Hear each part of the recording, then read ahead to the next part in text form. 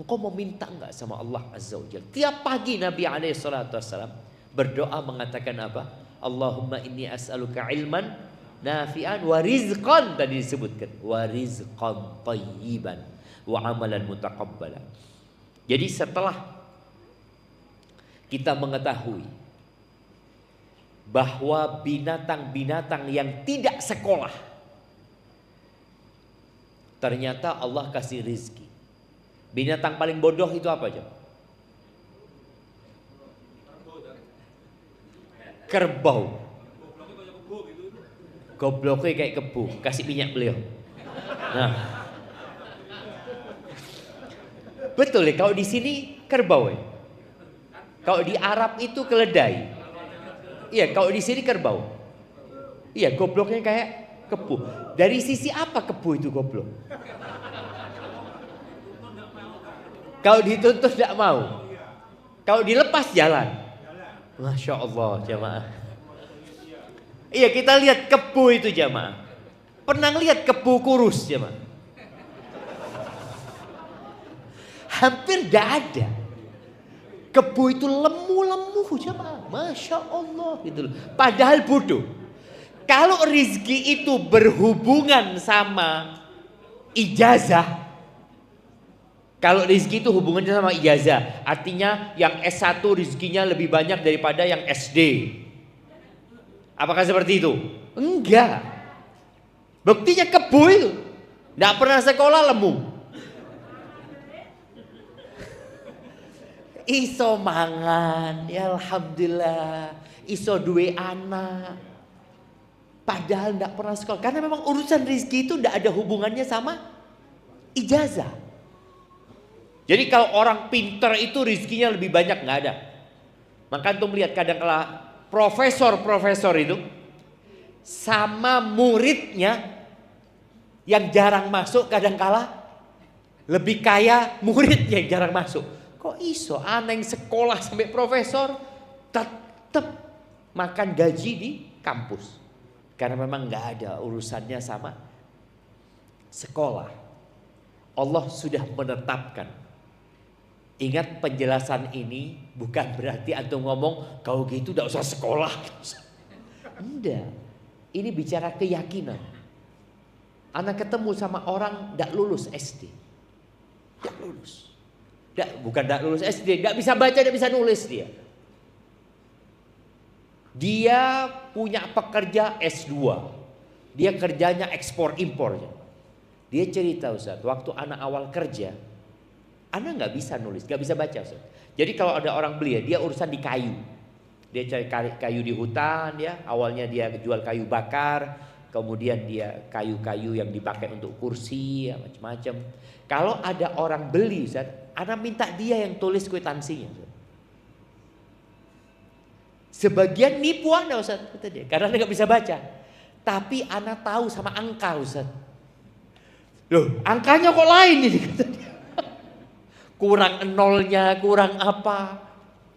Dia kaya raya, anak buahnya S1, S2 ya. Padahal bosnya tidak bisa baca, tidak bisa nulis. Karena rizki itu tidak ada hubungan dengan itu. Allah menetapkan rizki sebagai ujian buat hambanya. Apakah rizki itu ada hubungannya dengan iman umpamanya? Artinya kalau orang beriman rizkinya lebih banyak. Jamaah, enggak juga. Kita lihat orang-orang kafir sugi-sugi, sholat tidak pernah. Maka jangan sampai antum akhirnya berhenti sholat. Karena lihat, ana Ustaz sholat 5 waktu di masjid, soft pertama, utang tidak lunas-lunas, Ustaz. Itu fulan tidak sholat, Ustaz, usahanya tambah maju. Terus antum mau berhenti sholat, kayaknya anak berhenti sholat aja, gak ada hubungannya aja. Tapi usaha untuk mendapatkan rizki ada jalannya. Nanti kita bicara hal itu. Karena rizki itu ada yang menjadi nikmat, ada yang menjadi azab. Jadi rizki kalau mengantarkan kepada ketaatan dan dari hasil yang halal itu nikmat. Jadi tidak semua rizki itu nikmat. Kalau ternyata antum dapat rizki dari jalan yang haram atau dari jalan yang halal tapi mengantarkan kepada kemaksiatan, itu rizki namanya nikmat. Jadi bahasa Arab itu ada nikmat pakai ain, ada nikmat pakai qaf.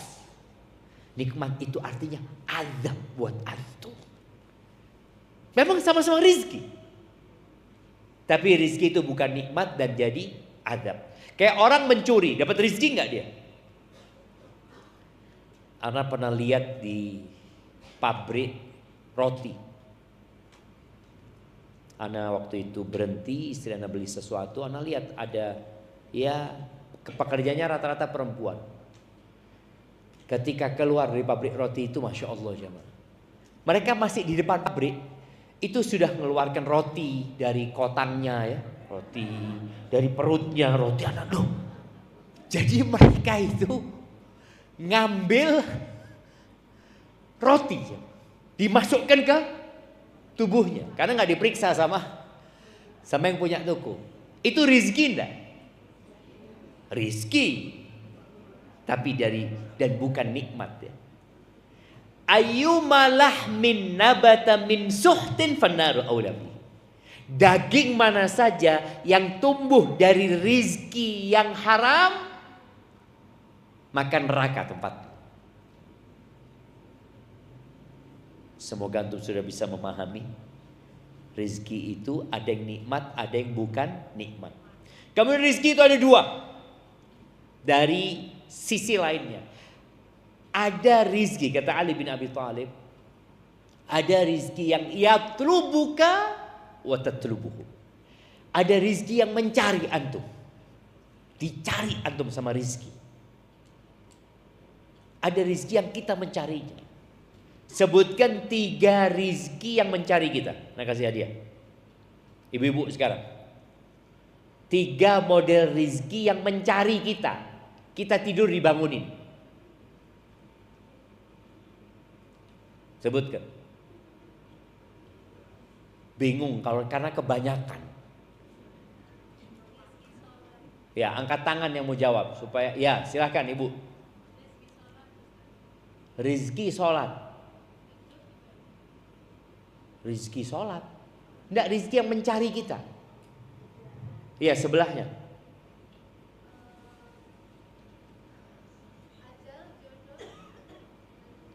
Ajal jodoh, bukan rizki, harta. Harta ini. Kita bicara rizki harta di sini ya. Ya kalau bicara nikmat Allah itu ya ada nikmat sehat ya. Kita bicara rizki yang berkaitannya dengan harta. Harta benda. Yang mencari kita tidur dibangunin sama anak kita. Ibu-ibu, bapak-bapak tunggu dulu. Kalau ibu-ibu nyerah baru ke bapak-bapak.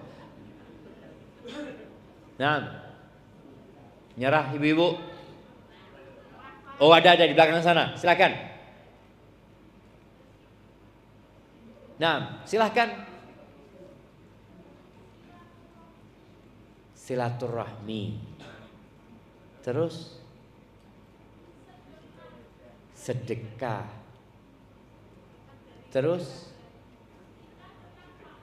tingkat ketakwaan. Bukan itu ya, Ma. Rizki yang mencari bapak-bapak sini, ya. Hujan, ya. Kemudian 3, sebutkan. Bapak-bapak ini.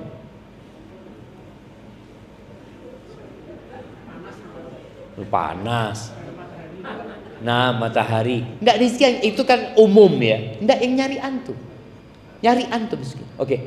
Kalau istilah Jawanya dipunjung. Dipunjung. Apa dipunjung ini? Oke, dia terima makanan, betul. Itu kan nyari kita. Yang kedua, sudah hujan itu umum. Yang buat bapak,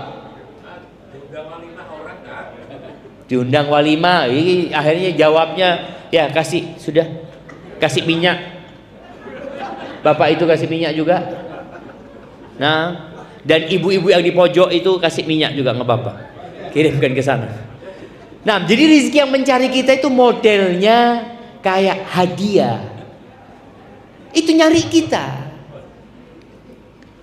Kemudian bapak mati, rizki apa bukan? Bapaknya mati, rizki enggak? Apa rizkinya? Warisan. Loh, warisan itu kan nyari kita jamaah. Antum tuh dicari sama orang tua. Antum kemana? Kenapa? Bapak mati. Wah, alhamdulillah warisan jamaah. Jadi bukan innalillah dia. Dan warisan itu termasuk rizki yang mencari, dicari ahli warisnya itu. Dicari, benar-benar dicari. Ini siapa saja ahli warisnya? Oh, fulan. Masih di perut ibunya ditunggu. Ditunggu ini keluarnya laki apa perempuan ini. Karena ada bagian rizkinya dia, dicari. Jadi ada rizki yang mencari kita. Kebanyakan orang itu fokus dengan mencari rizki, lupa dengan rizki yang mencari kita. Makanya ketika Allah mengatakan wa may yattaqillah yaj'al lahu makhrajan wa yarzuqhu min haitsu la yahtasib.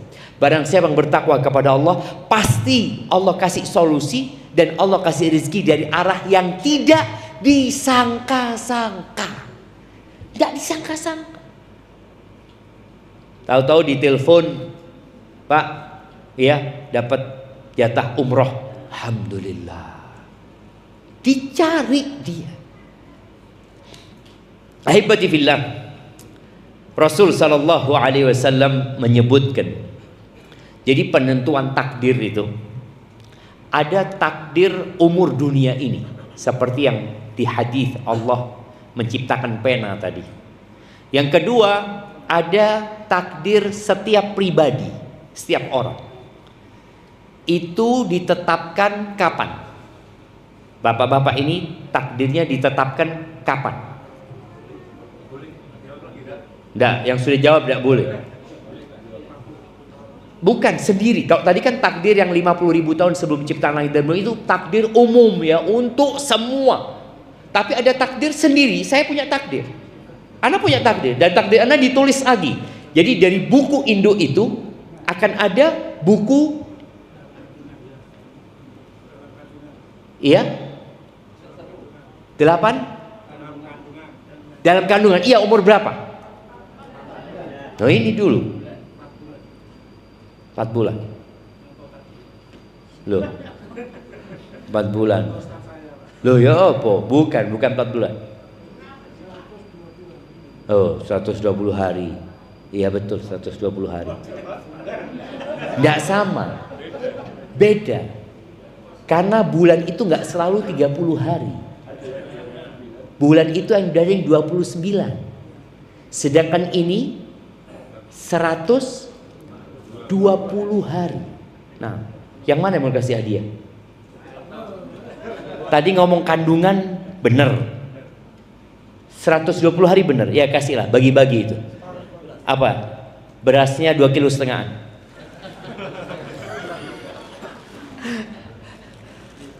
Masya Allah, ini 2,5 kilo.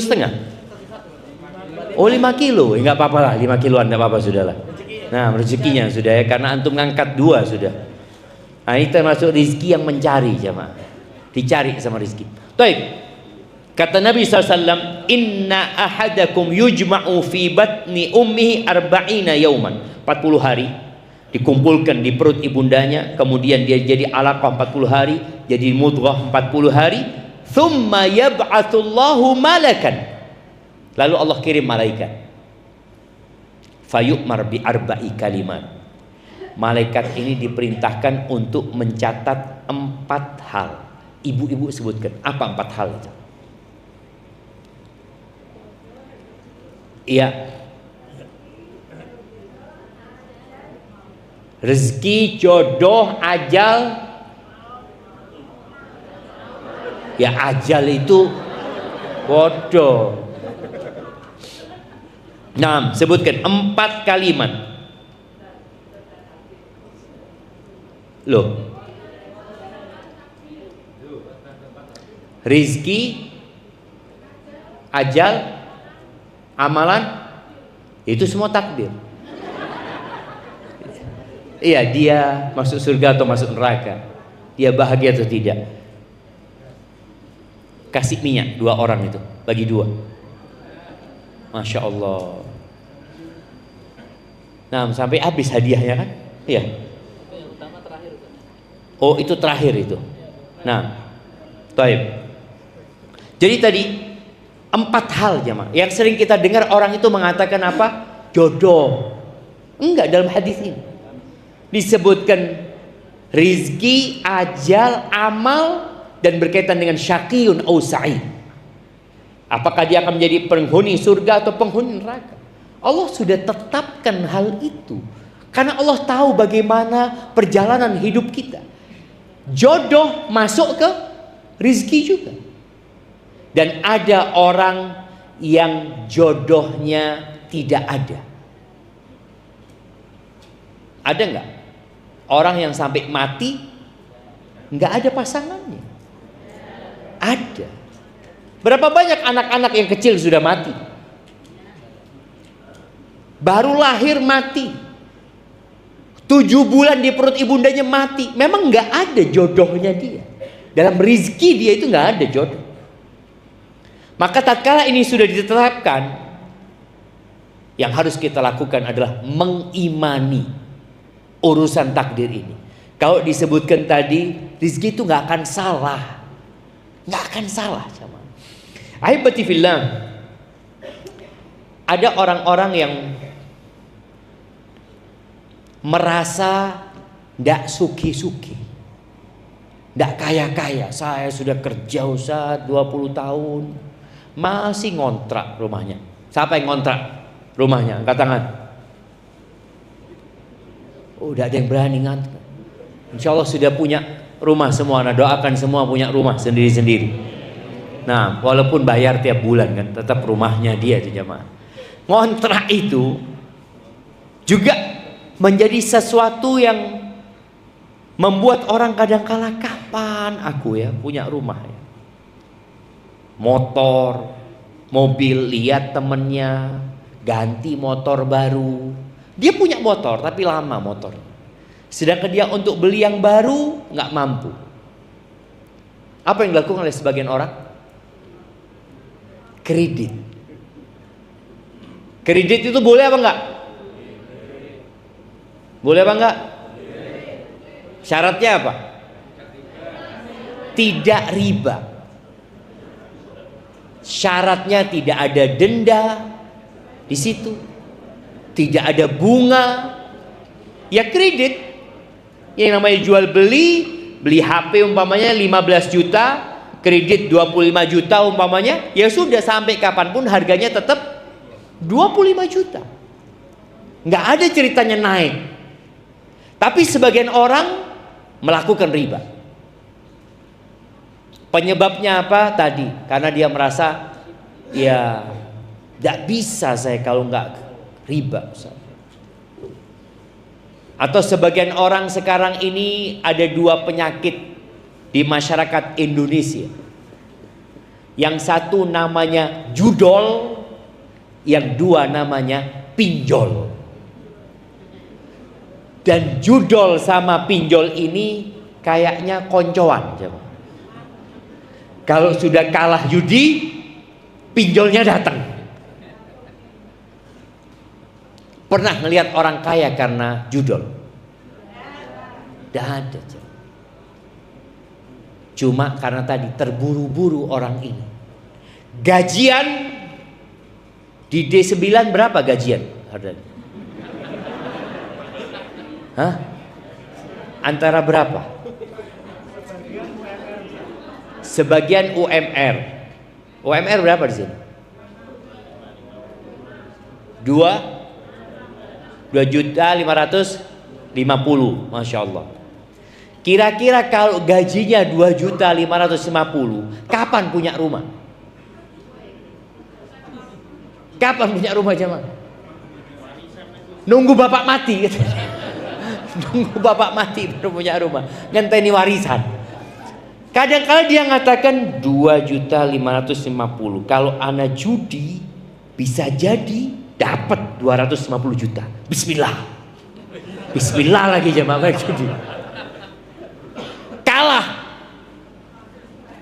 Stres, pinjol datang. Tenang. saya menyelamatkan kamu. Enggak ada. Pinjol itu ingin menjerumuskan kita lebih dalam lagi. Nabi SAW pernah memanggil para sahabatnya. Halumma ilayya ayuhan nas. Kemari kalian. Nabi hendak menyampaikan sesuatu. Yang sesuatu ini memang menjadi kecemasan manusia. Kita itu cemas dengan masa depan. Nanti gimana saya? Kira-kira saya akan menikah atau tidak? Kalau saya menikah, kira-kira pernikahan itu akan langgeng atau akan perceraian nantinya. Soalnya saya lihat bapak ibu saya cerai. Sebagian orang itu kan takut dengan masa depan. Maka Nabi SAW memanggil para sahabatnya. Kumpullah para sahabat ini. Lalu Nabi menyampaikan kepada mereka, Inna ruhal qudus nafatha fi ru'i. Sesungguhnya Jibril alaihissalam itu menghembuskan di dalam jiwaku sebuah pesan. Anna nafsan lan tamut hatta tastakmila ajalaha wa tastau'iba rizqaha.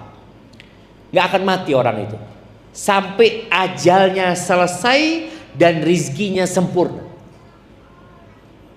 Gak bakalan mati. Makanya banyak kejadian dalam kehidupan kita. Ada orang yang sakit parah tahu-tahu sembuh di rumah sakit ya. Tahu-tahu dia sadar, ya Allah, seneng. Keluarga yang mengatakan, ya Allah bapak kepingin apa ini itu. Saya itu kangen sama rondo apa? Royal. Bapaknya ini sadar kepingin rondo royal. Oh bismillah, berangkat ke D9, berangkat dibawa ke rondo 9, makan rondo 9. Rondo royal, makan rondo royal, mati. Ternyata rizki terakhirnya dia rondo royal, harus masuk ke tubuhnya. Kalau nggak masuk, nggak mati dia jemaah. Seperti itu. Rizki itu akan sempurna. Loh, kalau yang di brankas besi, yang di ATM-nya, bukan rizki dia. Tadi rizki anak-anaknya tadi. Rizki yang mencari anak-anaknya. Makanya sebagian anak itu nunggu mati orang tuanya, ternyata dia mati duluan. Akhirnya yang dapat warisan siapa? Bapaknya yang dapat warisan dari anaknya, bukan anaknya. Maka tadi Nabi menjelaskan hal itu supaya kita nggak khawatir gitu. Semua sudah ditetapkan. Lalu kata beliau alaihi salatu wassalam, fattaqullah wa ajmilu fit talab. Ini pesan Nabi SAW. Hendaklah kalian bertakwa kepada Allah dan gunakan cara yang baik dalam mencari rizki. Antum tahu kalau seorang anak membunuh bapaknya, kira-kira dapat warisan nggak? Nggak dapat ya bang. Nggak dapat warisan dia. Karena rizki ini memang nggak bisa dicari. Rizki ini harus mencari kamu. Kalau engkau mencari malah nggak dapat. Maka Nabi menyebutkan wa ajmilu fit talab sallallahu alaihi wasallam. Hendaklah kalian menggunakan cara yang indah dalam mencari rizki. Wala yahmilanna ahadukum istibta'ur rizq. Jangan sampai ya gara-gara merasa rizkinya lambat ala ayatlubahu bi ma'siyatillah, kemudian dia mencari rizki itu dengan maksiat kepada Allah azza wajalla. Contohnya tadi main judi. Dan main judi itu dulu orang itu malu mau main judi. Biasanya orang kalau main judi itu di mana? Ngumpet-ngumpet di dekat kuburan ya. Di akhir kampung yang seharusnya ingat mati, malah main judi di sana. Sabung ayam kayak apa ini itu. Sehingga orang yang melakukan judi itu hanya orang-orang tertentu yang malunya sudah berkurang. Tapi sekarang judinya di sini. Judinya di tangan. Antum duduk sama istri antum, bisa nggak main judi? Bisa. Istri itu nggak tahu. Makan di meja makan sama anaknya, antum tinggal pencet klik, ngobrol, main judi dia bapaknya coba. Maka ini harus hati-hati. Gak bakalan antum jadi nikmat hidupnya dengan judi. Dan penelitian menyebutkan gak ada orang kaya karena judi. Yang ada tadi orang-orang miskin karena judi. Bandarnya itu gak main judi, ngelumpuk no duit memang. Bandarnya itu memang sudah ngelumpukkan, ini milikku, ini sudah. Makanya bandarnya kaya bukan karena dia main judi, karena dia membuat orang main judi. Yang untung siapa? Dia. Mau orang itu menang atau kalah, dia tetap menang bandarnya. Oh, kalau gitu saya jadi bandar aja. Loh, tambah parah lagi ini. Dan ada di masyarakat. Ada orang yang jadi rentenir. Kadang-kala rentenir bersama. Apa rentenir bersama? Urunan. Yuk kita pinjamkan kepada fulan, nanti dapat keuntungan ya. Dia pikir keuntungan itu akan membuat dia senang hidupnya, tambah nikmatnya. Yamhaqullahu riba. Dihancurkan riba itu.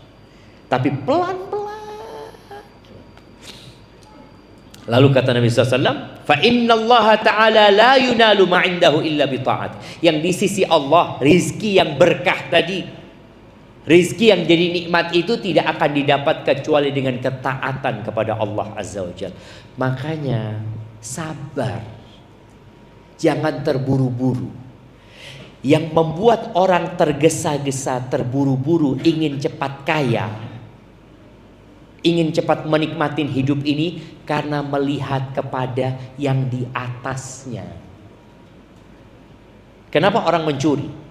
Karena ngelihat fulan kok sudah senang hidupnya. Kenapa orang melakukan riba? Ngelihat fulan, ngelihat yang di atasnya. Kata Nabi sallallahu alaihi wasallam, "Unduru ila man huwa asfala minkum." Lihatlah kepada yang di bawah kalian. Jangan lihat kepada yang di atas kalian. Kenapa? Fahuwa ajdaru an la tazdaru nikmatallah alaikum. Karena itu akan lebih membantu kalian untuk tidak meremehkan nikmat yang Allah berikan kepada kalian. Oke, boleh jadi dia kaya harta. Allah kasih kepada antum kesehatan yang lebih baik daripada kekayaan. Siapa yang mau punya jet pribadi? Kita doakan bersama ya, yang mau ya. Punya jet pribadi, punya uang 1 triliun, punya istri 4, amin, tapi stroke. Ayo, ada yang amin. Apa gunanya? Apa gunanya antum? Punya jet pribadi, uang 1 triliun, punya istri 4, tapi antum stroke. Jalan ndak bisa, cuma di atas ranjang. Milih mana antum? Tetap kerja di D9 sehat, gaji UMR. Milih yang pertama apa yang kedua? Yang pertama dan sehat. Oh, lihat kan? Yang pertama sehat. Maunya kayak gitu, tapi realitanya nggak kayak gitu. Realitanya nggak kayak gitu. Makanya kadang-kadang kita lihat orang-orang sukses itu dikasih sakit semua. Antum lihat, oh, masya Allah. Jadi kondisi manusia, ketika dia muda, sehat, dia gunakan kesehatannya untuk mencari rezeki. Ketika dia sudah dapat rezeki yang banyak, dia gunakan rezekinya untuk mencari kesehatan. Lihat antum, kebalikannya. Ada teman cerita dia punya kawan, oh kaya raya di Jember itu, kaya raya. Dia sakit, berobat ke Singapura, ada masalah. 2 minggu, 2 pekan di Singapura, habis 15 M. Pulang sakit, tetap sakit, bukan 15 M sehat, enggak, tetap sakit. Cuma mendingan lah sakitnya gitu jamaah ya. Milih mana tuh? Sehat jamaah. Cuma kadangkala kita nggak mensyukuri nikmat sehat itu, akhirnya diambil sama Allah nikmat sehat. Karena antum berpikir harta, akhirnya dikasih harta, diambil sehatnya, antum baru sadar, oh iya ya. Tapi sudah terlambat. Orang kalau kehilangan harta insya Allah masih bisa dicari. Tapi kalau sudah sehatnya diambil, kadangkala sulit untuk dikembalikan. Itu bedanya harta sama sehat. Aibati fillah, Rasul sallallahu alaihi wasallam mengajarkan kepada kita sebuah pesan. Dan pesan ini diberikan kepada keponakannya, kepada sepupunya yang masih muda belia, Ibnu Abbas. Dan tolong para orang tua juga menanamkan kepada anak-anaknya pesan ini. Jangan cuma anak itu dikasih pesan, nak sekolah nak, belajar nak, jadilah orang pinter supaya kamu sukses.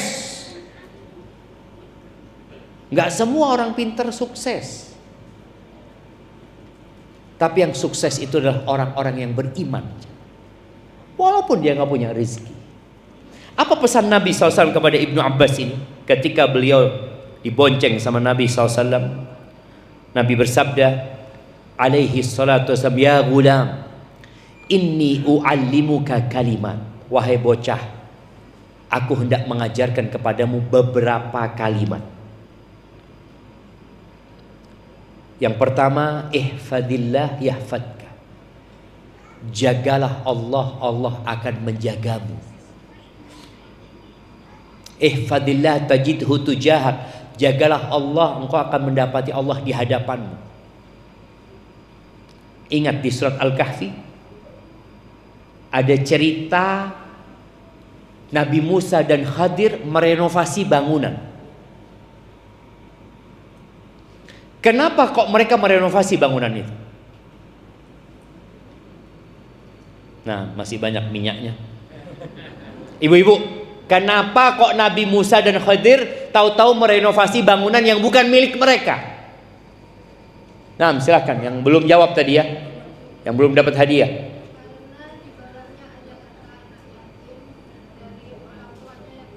Masya Allah, kasih beras beliau, kasih beras. Apa itu gamis? Oke, kasihkan gamis buat ibu itu. Nah, Masya Allah. Karena di bawah bangunan itu ada harta anak yatim, 2 anak yatim. Yang 2 anak yatim ini ada di kota. Kok bisa Allah ngirim nabi? Boleh jadi Nabi Khidir juga nabi, 2 nabi. Merenovasi bangunan, punya 2 anak yatim. Allah sebutkan wa kana abuhuma salihah. Bapaknya orang soleh. Jadi kita bicara nanti gimana anak-anak kita, rizki mereka nanti gimana. Loh, kalau kita jaga Allah, kita bertakwa kepada Allah, anak-anak kita akan dijaga sama Allah. Allah kirimkan 2 nabi itu untuk ngurusin hartanya 2 anak yatim ini. Bapaknya sudah mati, sudah di kuburan. Anaknya masih kecil-kecil. Berapa banyak ya orang yang kadangkala takut. Dia ngomong, ya Allah, bapak ini sakit-sakitan, sedangkan kalian masih kecil-kecil. Bapak ini bingung gimana rezeki kalian nantinya. Loh, berarti bapaknya belum soleh. Umar bin Abdul Aziz ketika beliau menjadi Amirul Mukminin, yang kekuasaannya pada waktu itu sampai ke Andalusia, sampai ke Spanyol. Ketika dia mau meninggal dunia, dia diracun. Sempat Haywah, Raja ibn Haywah ya, orang-orang yang sekarang mengatakan, ya Amirul Mukminin ausi, wahai Amirul Mukminin, engkau berwasiatlah buat anak-anak, mumpung engkau masih berkuasa, masih berlaku wasiatmu gitu, sebagai seorang penguasa. Anak-anakmu miskin. Apa kata Umar bin Abdul Aziz? Dia mengatakan, inna waliyallahu alladhi nazzala al-kitab wa huwa yatawalla salihin. Sesungguhnya kekasihku, pelindungku adalah Allah yang menurunkan Al-Quran, dan dia akan melindungi orang-orang yang soleh. Kalau anak-anakku soleh, Allah akan melindungi mereka. Meninggal Umar bin Abdul Aziz. Ana lupa ya, warisan yang ditinggalkan itu 11 dirham atau 18 dirham yang dibagikan ke beberapa anak. Tapi subhanallah, lewat berapa tahun anaknya itu bisa bersodakoh 70 ekor kuda. Allah kasih rizki yang berkah kepada anak-anaknya. Berbeda dengan anaknya khalifah-khalifah yang sebelumnya atau yang sesudahnya. Ketika bapaknya mati, anaknya kaya raya, setelah itu anaknya minta-minta di pinggir jalan. Jatuh rizki. Maka tolong jagalah Allah, Allah akan menjagamu. Allah menjaga kita, menjaga istri kita, menjaga keluarga kita, dan menjaga anak-anak kita. Maka para suami yang berzina di luar, tidak menjaga Allah Azza wa Jalla, boleh jadi istrinya berzina di rumah, karena Allah tidak menjaga. Maka dimanapun engkau berada, jagalah Allah. Baik, kemudian kata Nabi SAW, idza sa'alta fas'alillah. Kalau engkau meminta, mintalah kepada Allah. Wa idza sta'anta fasta'in billah. Kalau engkau mau minta tolong sama Allah. Jadi bapak, ibu, tolong anaknya diajarin, nak, kalau engkau butuh sesuatu, ingin sesuatu, minta sama Allah, nak. Engkau kepingin jadi apa di masa depan nanti? Yarhamukallah. Engkau ingin sekolah di mana, nak? Minta sama Allah, nak. Kadang-kala orang tua itu ngajarin anaknya, kalau engkau butuh apa-apa, ngomong sama abah. Lu jangan. Engkau butuh apa-apa, minta sama Allah. Sehingga Allah kasih rezeki abah, Allah gerakkan hati abah, abah bisa bantu. Dan boleh jadi Allah kasih rezeki engkau nggak lewat abah juga. Allah subhanallah jamaah. Bicara rezeki itu. Anak punya anak itu, tahu-tahu WA dia. Bah, Ana dapat rizki. Apa? Ana dapat tab. Kata dia, Masya Allah, lengkap dengan semuanya. Kira-kira harga berapa? Ana tanya. Kira-kira 35 jutaan. Apa? Masya Allah. Bapaknya nggak mungkin beliin dia itu. Bapaknya. Tapi tadi ada rizki yang mencari. Dicari sama rizki. Maka ajarkan kepada anak kita, jangan cuma melihat kepada bapaknya, cuma bapaknya yang bisa berbagi sama dia, yang bisa ngasih dia. La, innallaha huwar razzaq dzul quwwatil matin. Sesungguhnya Allah lah yang memberikan rizki, bukan bapak. Dan kita juga harus tahu, istri kita nggak makan rizki kita. Sebagaimana anak kita tidak makan rizki kita, mereka makan rizki mereka sendiri. Maka Allah mengatakan, nahnu narzuquhum wa iyyakum. Kami yang kasih rizki kepada anak-anak kalian dan kepada kalian.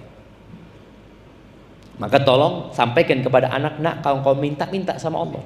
Minta tolong sama Allah. Setelah itu silahkan mau ngomong sama orang tuanya, nggak ada masalah. Tapi tetap dia harus punya akidah dan keyakinan. Hanya Allah yang bisa membantu dia.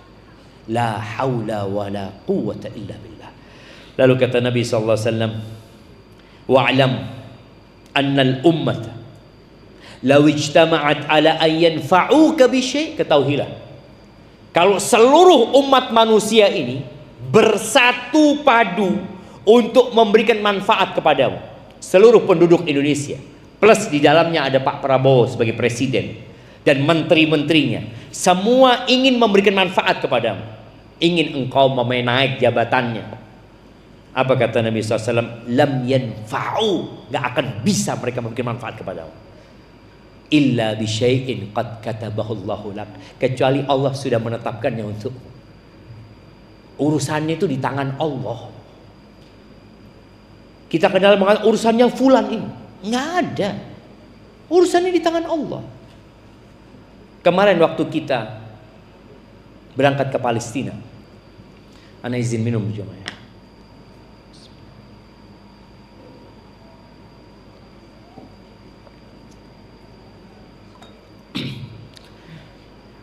Alhamdulillah. Anda dapat teguran dari seorang kawan, Masya Allah.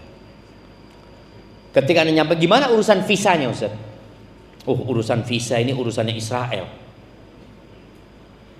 Terus dia ngomong, bukan Ustaz, urusannya Allah Ustaz. Anda ngomong, betul lah. Bukan urusannya Israel, urusannya Allah. Kita 99 orang, yang keluar visanya 93, yang 6 tidak keluar. Urusannya siapa itu? Allah sudah nyatet itu, jamaah. 50.000 tahun sebelum penciptaan langit dan bumi udah dicatat, engkau nggak bisa masuk Israel, nggak bisa masuk Palestina ya. Walaupun kalau kita visanya bukan visa Palestina, visanya Israel. Urusan di tangan Allah, nggak akan mereka bisa memberikan manfaat. Oh, saya punya lobby, saya punya kawan ini dan itu. Pernah ada seorang syekh, dia melihat ada orang biasa sholat di masjid, kelihatanlah orang ini punya masalah.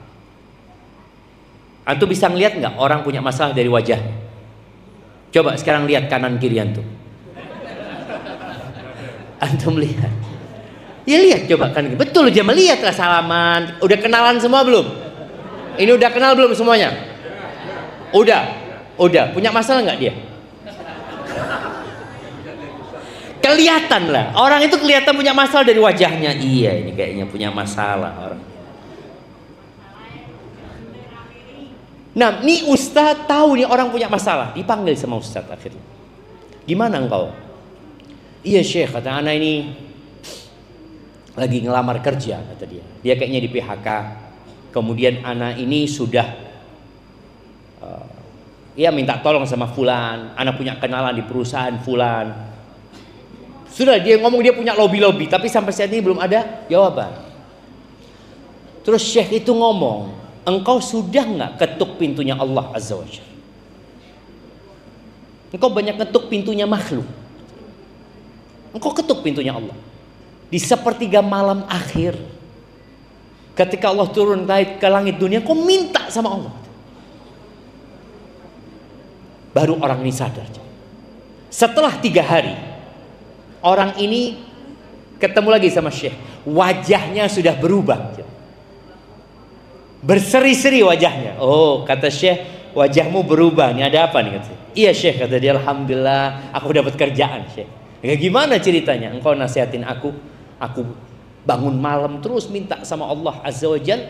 Di hari ketiga, pagi hari itu aku mau keluar. Ya keluar, ada usaha, mau ngelamar kerja. Subhanallah, di depan rumah itu ada sebuah perusahaan. Aku nggak pernah masuk sana karena aku nggak punya kenalan. Kan orang berpikir ya harus punya kenalan, kalau nggak bisa diterima antum gitu loh. Akhirnya nggak tahu hati ana tergerak, masuk ke perusahaannya, masuk ke kantornya, tanya sama resepsionis, tanya apa ada lowongan kerja? Kata dia ada, kata dia. Engkau naik ke atas, kata dia, ke manajernya tuh. Naiklah dia, semua dimudahkan sama Allah. Akhirnya ketemu sama manajernya, ngobrol ya ini itu pengalamannya apa ini. Dikatakan sama manajernya, di sini ada 2 pekerjaan. Engkau tinggal pilih. Mana yang kau mau? Subhanallah. Berbulan-bulan dia ngelobi sana, ngelobi sini, minta tolong sama kawannya. 3 malam minta tolong sama Allah, Allah kasih. Lewat orang yang tidak dikenal. Supaya orang-orang ini benar-benar yakin Allah yang kasih. Maka tadi seluruh umat manusia, bukan cuma atasanmu, bosmu, enggak, seluruh hendak memberikan manfaat kepada enggak bakalan bisa kecuali yang Allah sudah tetapkan buat engkau. Kemudian Nabi mengatakan alaihi salatu wasallam, wa in ijtama'u, begitu pula sebaliknya, kalau mereka berkumpul bersatu padu ala ayyadurruk, ingin membahayakan dirimu. Biasanya di pekerjaan yang sama itu ada saja yang hasud, ada saja iri dengki. Biasanya iri itu tadi, pekerjaannya sama, usahanya sama, seperti usaha singkong. Ada nggak hasud di antara orang-orang yang usahanya singkong? Ada, wajar itu coba. Dilihat kok rame terus. Yakinlah mereka tidak akan bisa memberikan bahaya kepada kita kecuali sesuatu yang sudah Allah catat buat kita. Rufi'atil aqlam wa jaffatis suhuf, pena itu diangkat dan lembaran-lembaran itu kering. Dan sebagai penutup jamaah, ana akan bacakan sebuah cerita. Cerita ini berkaitan dengan tawakal. Tawakal, menyerahkan semuanya kepada Allah Azza wa Jalla. Ada Hatim Al-Asam. Dia adalah akademi dalam tawakal yang perlu kita pelajari ya, berdasarkan tentunya ayat-ayat Allah dan hadis-hadis Nabi SAW. Ditanya Hatim ini, alama banaita amraka fit tawakkul, engkau atas pondasi apa engkau membangun tawakalmu ini? Qala ala khisalin arba', pondasinya 4 kata dia. Yang pertama, alimtu anna rizki la ya'kuluhu ghairi fatma'annat bihi nafsi. Aku mengetahui bahwa rizkiku tidak akan dimakan oleh orang lain, maka aku tenang hidupnya. Aku yakin rizkiku gak akan dimakan orang lain, yakin. Cuma kadangkala kita itu lupa mana yang namanya rizki kita. Ketika kita punya usaha ya, tahu-tahu ada proyek yang ternyata proyek itu kena orang lain, lalu antum mengatakan seharusnya ana yang dapat proyek itu, inilah yang salah. Enggak. Loh, buktinya dia yang punya, berarti rezekinya dia. Yakin bahwa rizkiku tidak akan dimakan orang lain, maka jiwaku tenang. Yang kedua, wa alimtu anna amali la ya'maluhu ghairi fa ana bihi masyghul. Dan aku tahu amalanku nggak akan dikerjakan orang lain, maka aku menyibukkan diri dengan amalanku, sudah nggak usah ngurusin orang gitu loh. Sholat ya antum yang harusnya sholat. Apa antum akan titip sholat? Tuh melihat orang-orang ke masjid, mas titip ya, gak ada titip sholat. Amalan kita yang amal. Kata Hatim, dia aku yang akan menyibukkan diri. Yang ketiga, wa alimtu annal mauta ya'ti baghtatan fa ana ubadiru. Dan aku tahu mati itu datang kepadaku mendadak, tanpa tanda-tanda, tanpa pamitan, maka aku ya berusaha untuk menyambutnya kapan dia mau datang. Yang keempat, wa alimtu anni la akhlu min ainillah. Dan aku tahu bahwasanya Allah selalu memandangku, gak pernah aku lepas dari pandangan Allah Azza wa Jalla. Fa ana mustahyin minhu, maka aku malu kepada Allah Subhanahu wa taala. Itulah jamaah yang dapat kita kaji pada kesempatan kali ini. Semoga memotivasi kita untuk lebih baik lagi dalam mencari rezeki. Hadza wallahu a'lam bishawab. Tafadhal kalau ada pertanyaan.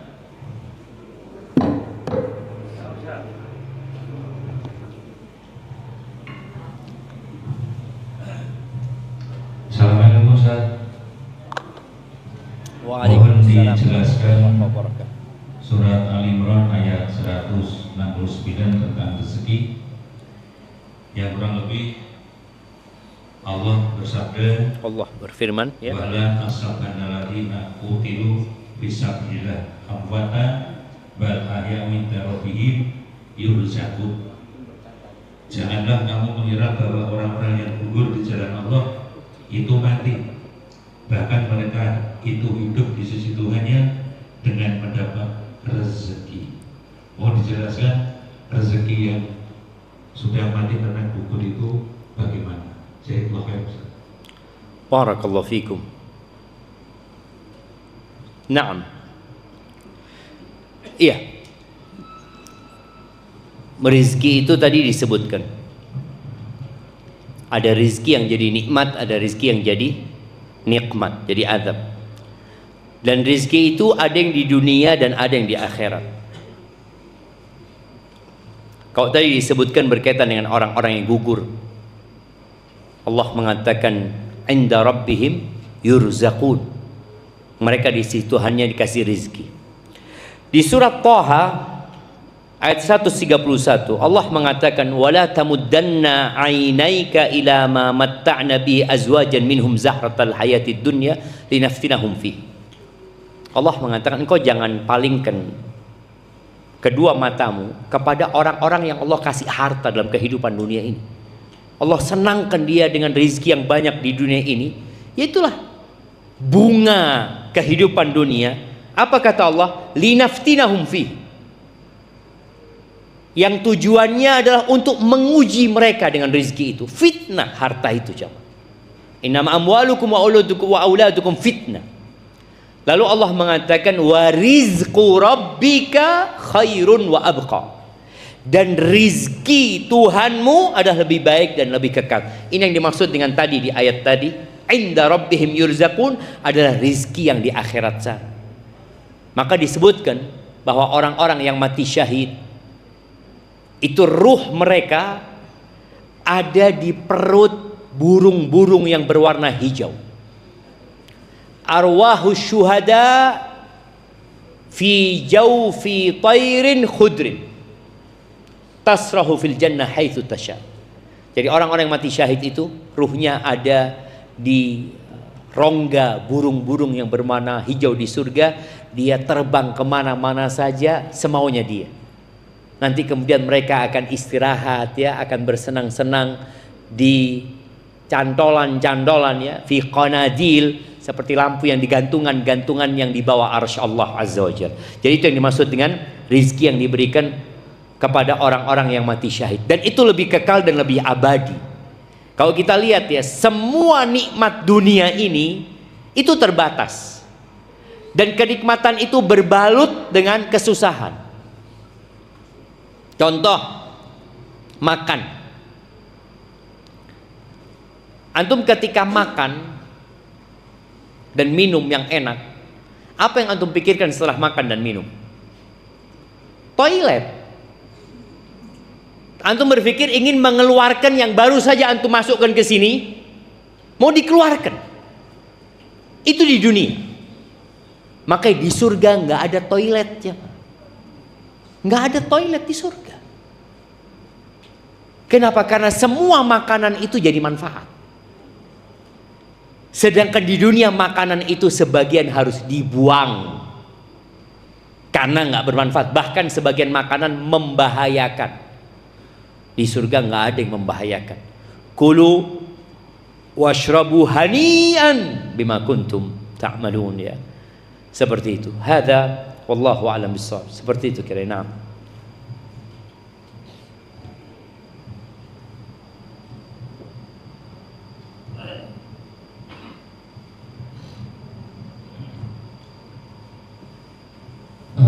Ustaz, saya bertanya, antara kodok dan takdir yang akan datang, terus akar kata tawakal itu kan dari kata wakal apa wakilan?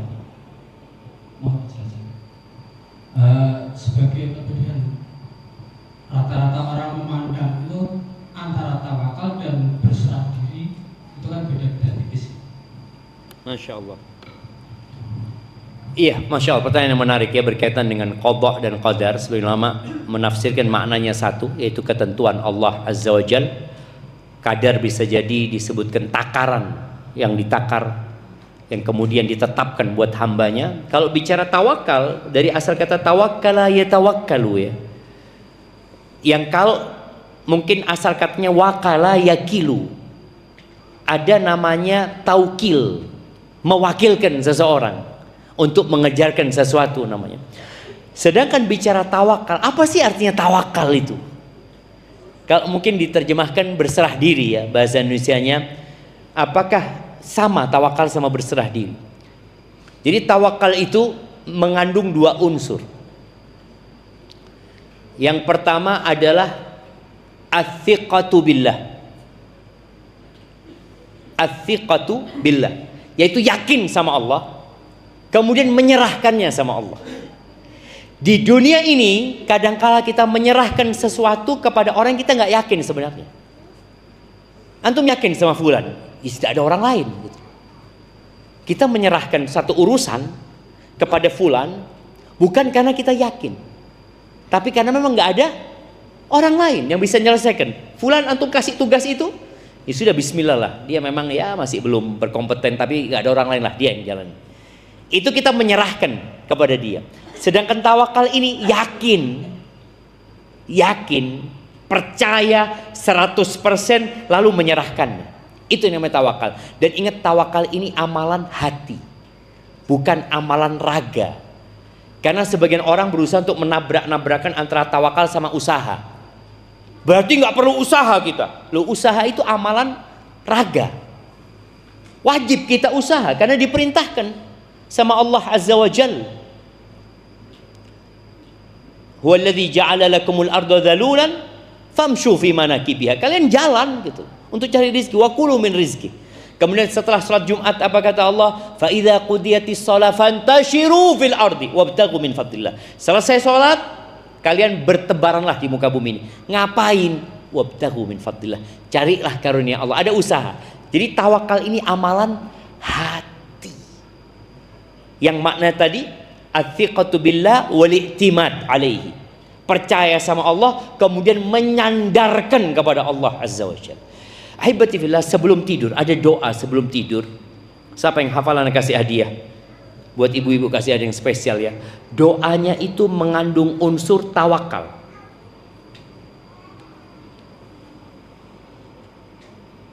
Sebelum tidur kita menyerahkan semuanya kepada Allah. Siapa yang hafal doa? Ya, ana kasih awalannya. Bismillahirrahmanirrahim amutu wa ahya. Yaitu doa sebelum tadi, bukan itu. Doanya dimulai dengan Allahumma inni aslamtu nafsi ilaik.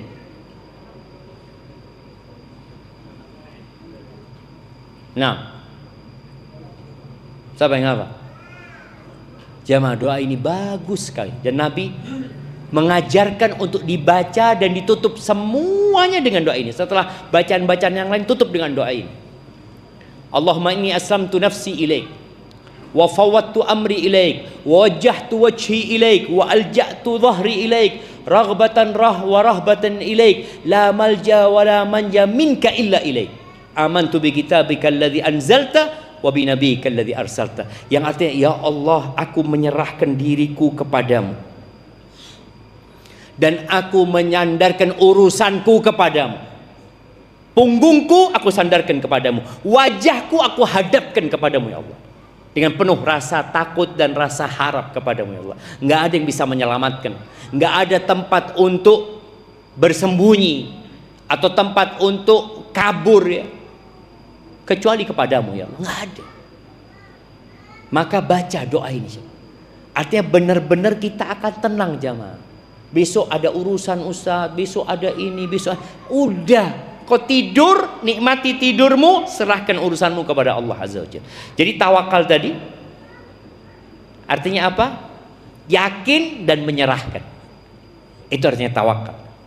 Yang mungkin akhirnya bahasa di sini berserah diri ya, yang diterjemahkan seperti itu. Jadi kalau bicara tipis ya memang karena tawakal ini bahasa Arab yang kadang-kala terjemahan bahasa Indonesianya harus agak panjang gitu loh. Tapi mereka menyingkatnya. Kalau bicara ayat wa 'alallahi falyatawakkalul mu'minun, dan hendaklah kepada Allah orang-orang beriman hendaklah berserah diri. Nah, maksudnya berserah diri itu adalah tadi yakin dan menyerahkan, bersandar kepada Allah Azza wa Jalla. Barakallahu fikum. Baik. Nah, kayaknya yang tanya-tanya kita kasih hadiah nggak apa-apa? Nah, kasih hadiah beras beliau. Tadi ada yang tanya di sini? Iya, berikan ke belakang. Belakang, Bang. Kasih minyak beliau. Ini kasihkan yang belakang.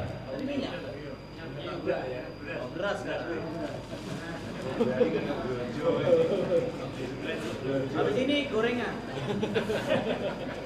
Iya, udah ada minyaknya, alhamdulillah, udah ada berasnya. Nah, tinggal masak bentar lagi. Barakallahu fikum, tinggal singkongnya. Siap, ibu-ibu belum tanya nih. Silakan ibu-ibu. Ya, kasih mic-nya kepada mama. Kirimkan.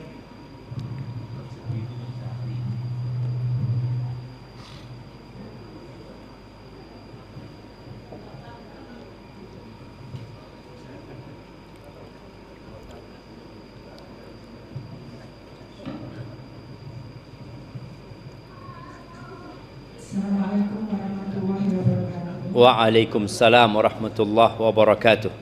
Bismillahirrahmanirrahim. Izin bertanya Ustaz. Nah, Tadi seperti yang Ustaz sampaikan mengenai takdir bahwa sudah ditentukan sejak di dalam kandungan dengan usia 120 hari terkait dengan rezeki, amal, ajal, dan takdir. Ustaz menyampaikan bahwa takdir manusia itu nanti mau masuk surga atau mau masuk neraka sudah tercatat. Yang saya tanyakan, apabila seseorang itu ditakdirkan masuk neraka, tetapi karena ketakwaannya, ikhtiarnya, dia selalu berbuat kebaikan, apakah bisa takdir yang tadinya seseorang itu ditakdirkan masuk neraka bisa masuk ke surga? Demikian Ustaz, terima kasih. Barakallahu fiik. Waalaikumsalam warahmatullahi wabarakatuh. Iya, jadi pertanyaan tentang takdir ini kadangkala membuat kita agak bingung ya. Para ulama meringkaskan pembahasan takdir ini dalam 4 hal. Yang pertama adalah ilmu. Allah mengetahui kalau fulan ini akan masuk neraka. Jadi Allah sudah tahu. Bisakah kemudian berubah dia tahu-tahu masuk surga? Ya ilmunya Allah dia masuk neraka, nggak bakal masuk surga orang itu. Loh Ustaz, tapi kan ada hadis yang mengatakan la yaruddul qada illa du'a wa la yazidu fil umri illa al bir. Tidak ada yang bisa merubah takdir kecuali doa. Iya, para ulama menyebutkan ada takdir yang digantung sama Allah memang, yang ada urusannya sama doa. Dan yang dirubah itu adalah yang di buku catatannya malaikat.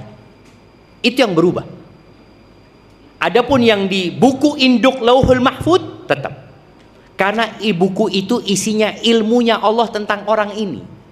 Orang ini kan belum lahir. Allah tahu dia akan lahir kapan.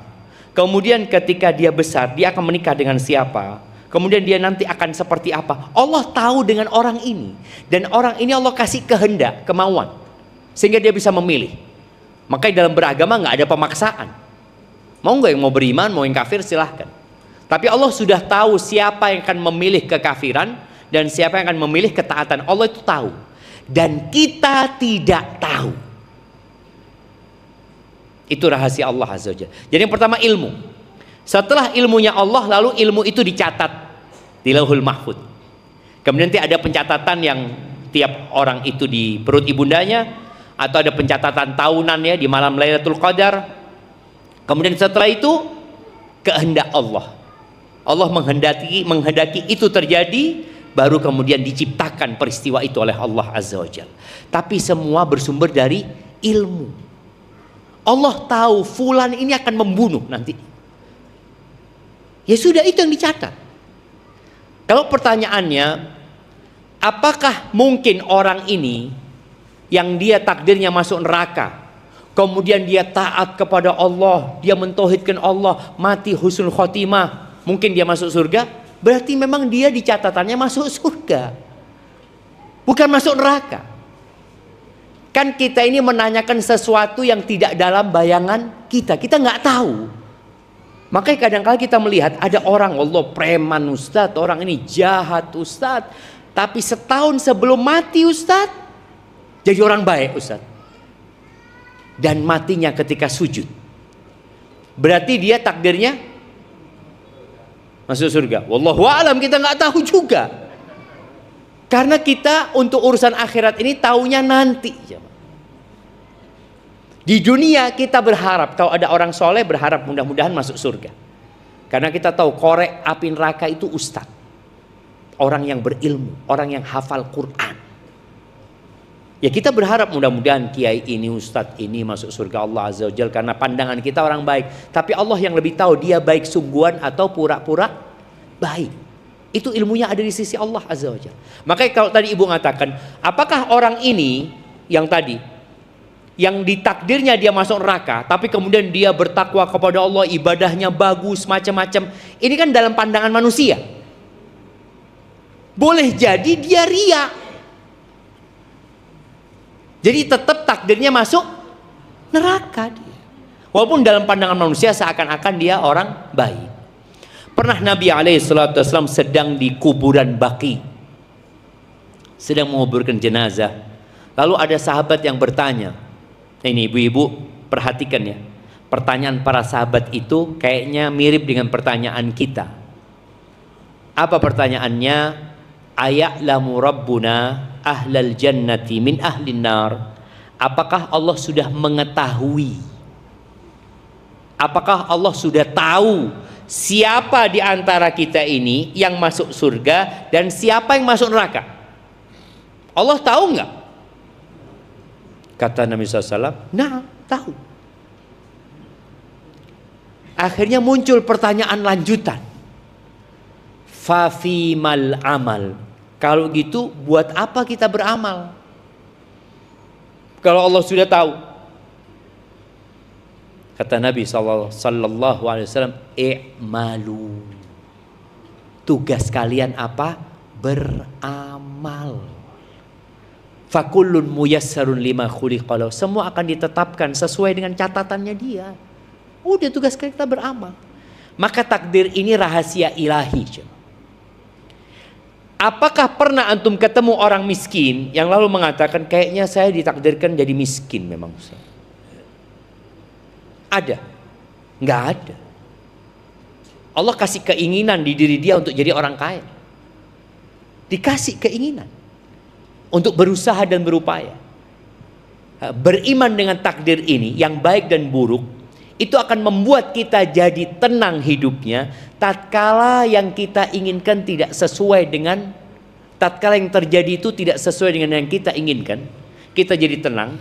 Tatkala yang terjadi itu sesuai dengan yang kita inginkan, kita jadi bersyukur sama Allah karena Allah menakdirkan kebaikan buat kita.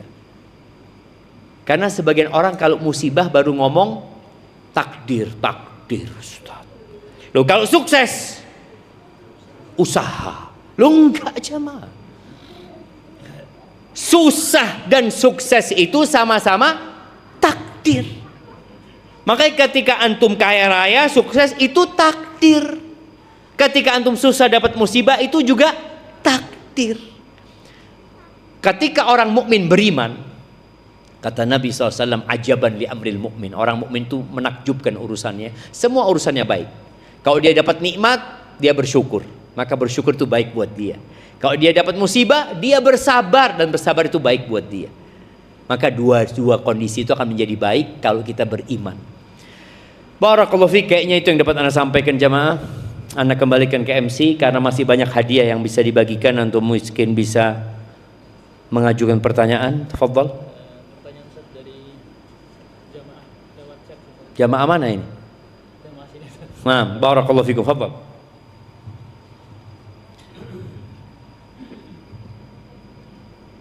Kelahiran dan ajal adalah ketetapan Allah yang bersifat mutlak. Bagaimana dengan usaha manusia?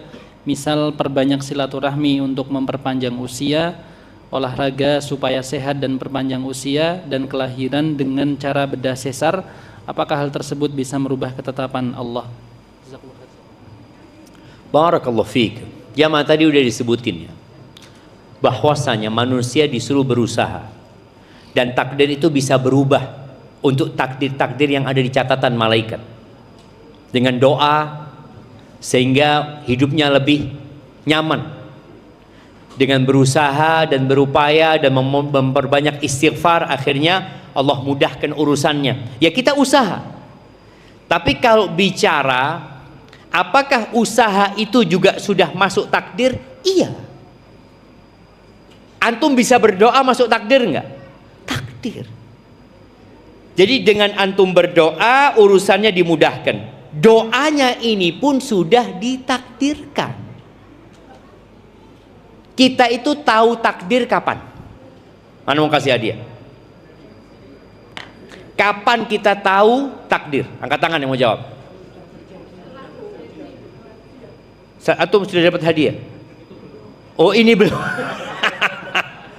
Jadi tahu takdir kapan? Setelah terjadi. Kalau belum, ya usaha. Nggak apa-apa, kasih hadiahnya buat beliau. Nah, jadi kita tahu takdir setelah terjadi. Sebelum terjadi, tugas kita adalah berusaha dan berupaya. Semoga dengan seperti itu Allah mudahkan urusan kita. Nah, kayaknya antum yang tanya sama jamaah. Anak kok sudah capek kayaknya jamaah mau tanya sama jamaah. Antum silakan tanya sama jamaah, bagi hadiahnya antum. Nah, ayo berdiri antum. Ya usah tidak mau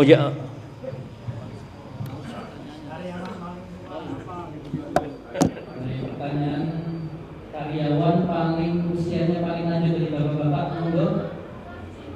Dari ibu juga, silakan. Silakan Pak. Berapa usianya? Usianya berapa? 68. 68. Ada yang lebih sepuh dari 68? Oh iya, dari ibu 70. Dari ibu, pintar ibu. Ya, berarti kasih dua-duanya. Kasih minyak satu ibu-ibu. Bapak-bapak kasih. Yang datang paling jauh, karyawan atau dari mana ibu? Dari Ambarawa. Dari mana Pak? Susuka. Dari mana Mas? Semarang.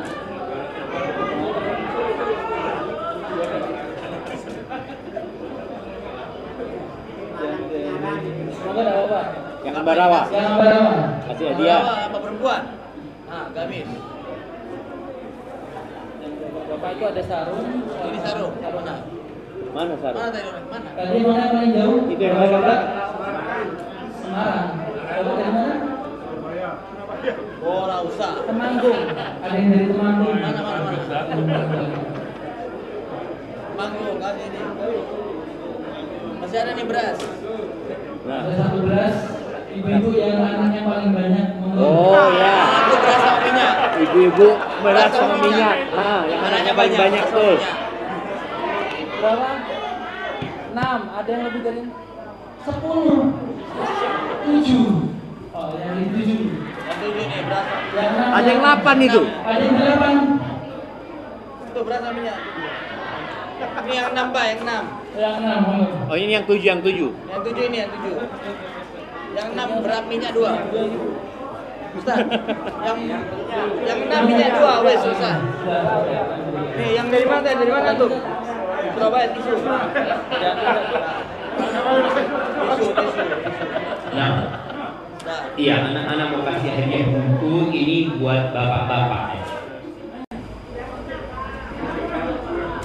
Buat bapak-bapak yang suka KDRT.